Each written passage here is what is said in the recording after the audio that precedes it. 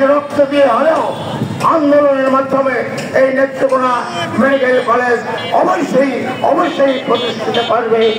আজ সরকারকে জানাতে চাই, এটা প্রতিষ্ঠিত মেডিকেল কলেজ স্থানের অভাবে, স্থাপনের অভাবে এখান থেকে নিয়ে যাওয়ার ষড়যন্ত্র চলছে।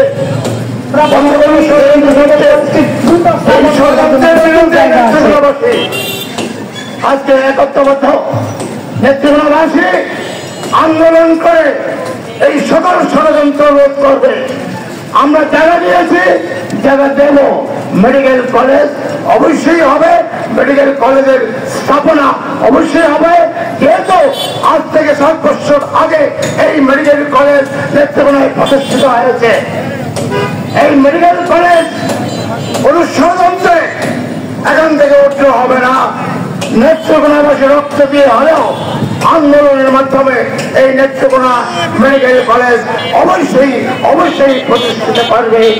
আজকে যারা এই আন্দোলনে শরীক হয়েছেন, এই মানববন্ধনে শরীক হয়েছেন, সকলকেই আমার পক্ষ থেকে এবং আয়োজকদের পক্ষ থেকে ধন্যবাদ জানিয়ে এবং আগামী দিনে এই মেডিকেল কলেজ নিয়ে আরো কঠোর কর্মসূচি যাতে দিতে না হয়, এই জন্যই সরকারের প্রতি আহ্বান জানাচ্ছে অতি দ্রুত নেত্রকোনা মেডিকেল কলেজে স্থাপনা এবং স্থান নির্ধারণ করে জনগণের আশা আকাঙ্ক্ষা ফুটিয়ে তুলুন, নতুবা আন্দোলন করে মেডিকেল কলেজ প্রতিষ্ঠিত করা হবে।